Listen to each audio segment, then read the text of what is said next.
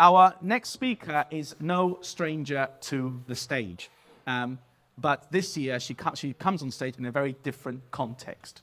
Last year, she played an award-winning role as a therapist, but today she's standing here on stage to talk about her work as a therapist.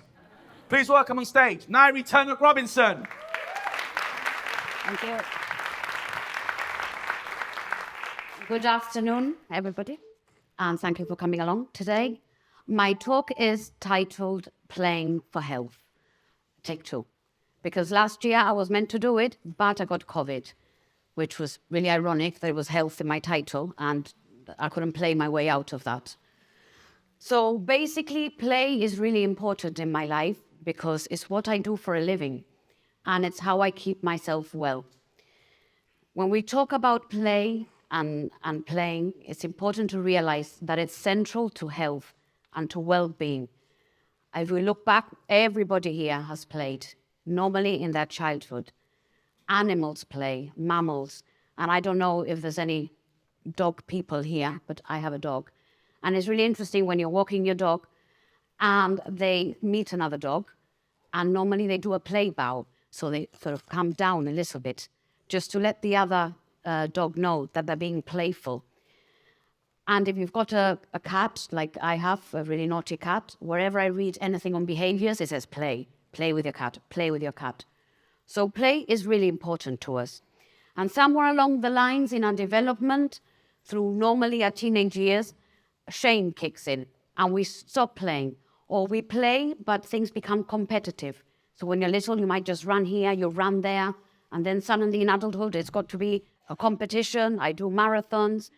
And we become competitive and we stop to play. So my talk today centers around the benefits of play through the creative arts therapies, and in particular, drama therapy. So some of you may have heard of it, but those of you that haven't, I come under the umbrella of the Allied Health Professionals, and I'm registered with a medical registration board as an arts therapist, and I use drama.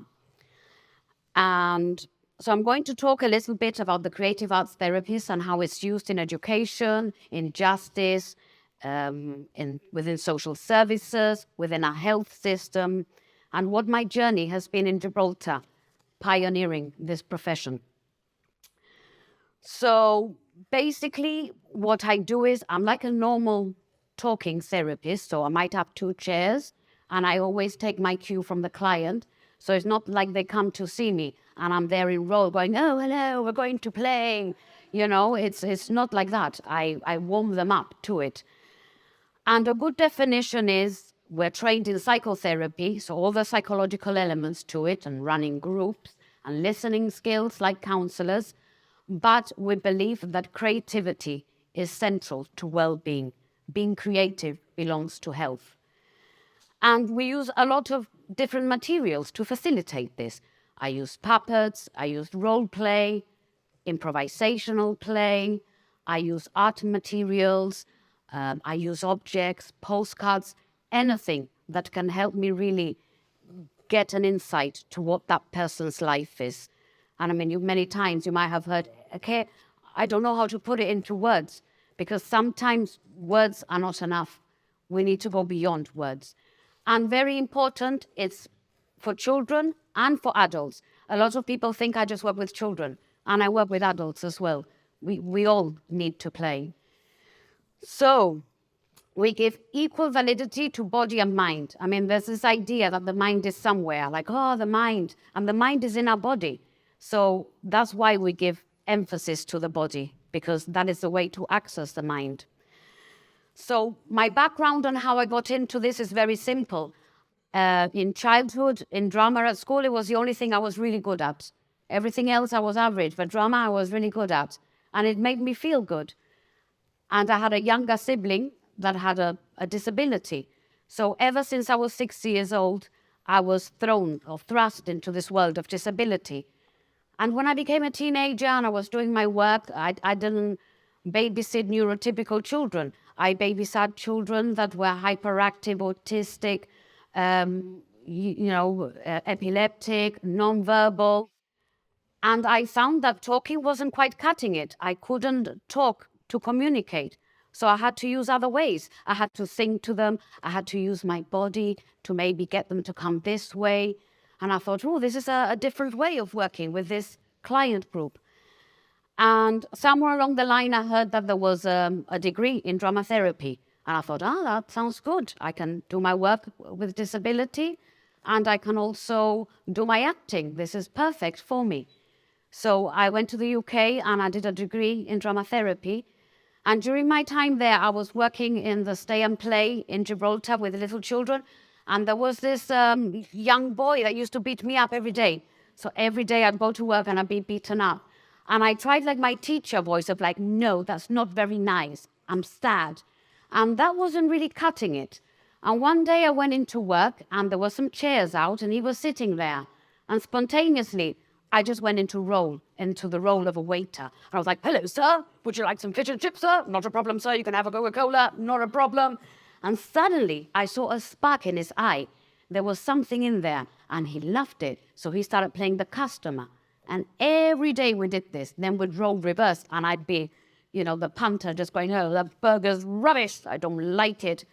And from that day onwards, our relationship changed. I was able to build a relationship with him that was meaningful through creativity, through the role play.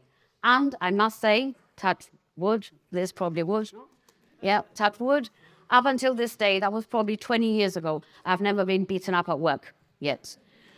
And it's because of my playful nature, because I always try and bring play in and sail quite close to the wind. So that's sort of my background. Then I went and did a master's in drama therapy. It was a 2-year master's full-time, very intense, where I had clinical placements and all that kind of stuff.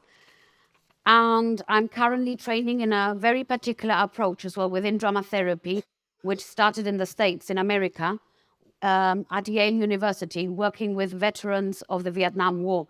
And it's a playful approach that aims to reprocess trauma in the brain. So I'm actually training, I don't have to do it, I'm a fully trained therapist, but I do it to keep growing and inspiring myself as a practitioner.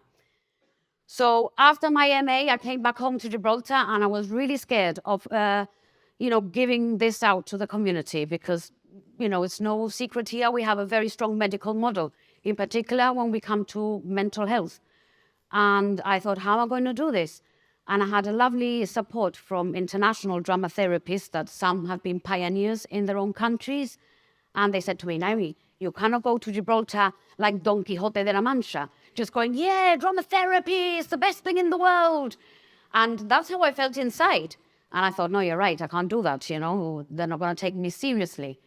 So I did some introductions to drama therapy and I invited everybody. I spammed everybody I could think of, charities, ministers, chief minister, carers, everybody. And people came along. And I did an experiential session where everybody came and I loved it because they come and they sit down on their chair just waiting for a presentation. And they thought they were going to be passive. So once they all sat down, I was like, okay, everybody, let's get up on our feet, get rid of the chairs, let's make a big circle. And we played. We played games and people had a lot of fun. And then I put theory to what they had experienced. And the best feedback I got out of that was probably, there was a GP and he came to me and he said, Nyree, if I would have known what you were doing today, I wouldn't have come in a million years. But I've loved it. I've absolutely loved it. So, a raíz de eso, as a result of that, I was able to get a client and then another client and build my practice. I've done workshops. I've done summer programs for kids. I've done a lot of things since I've been back. I tend to be quite busy. And I also like to do theatre because whenever I'm lost, I go back home. And my home is a theatre. You learn lots of life skills, valuable skills, working with people, working under pressure. And these are all skills that you can learn from drama. Drama has been with us since the beginning of time. We're all social creatures. we need to connect with each other and connect in meaningful ways. Because during the day, there's so many random connections that are not really meaningful, like, oh, no me levante, no? Yeah, the weather, oh, yeah.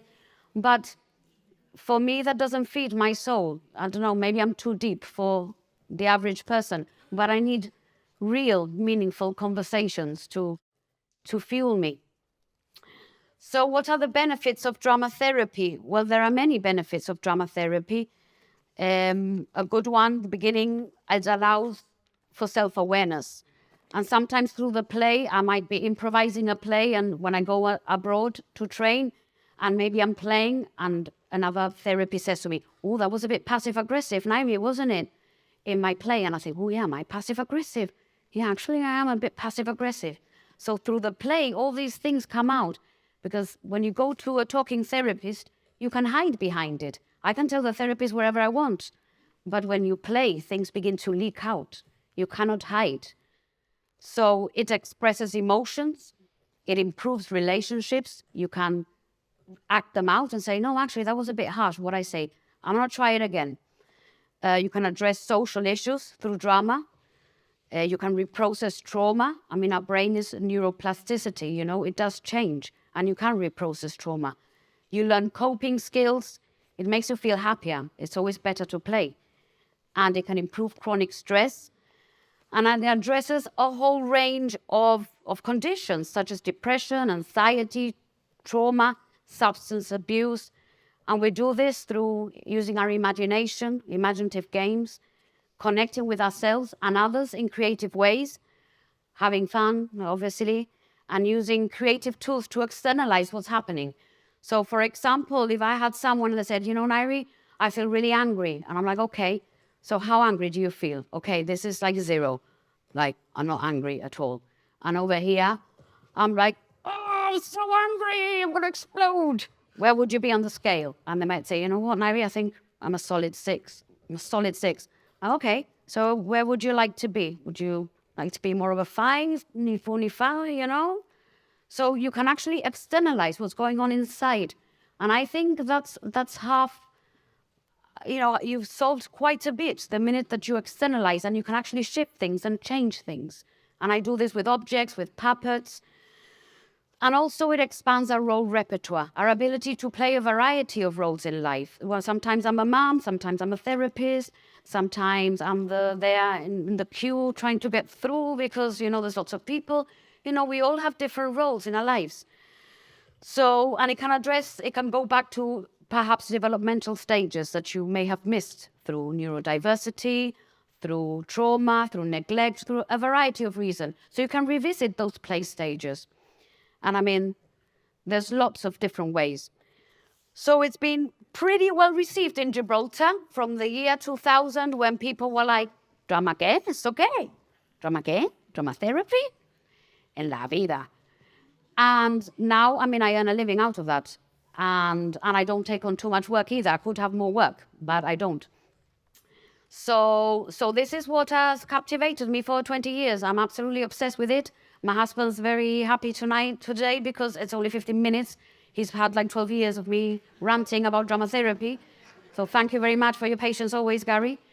And we've got like 1.46 minutes.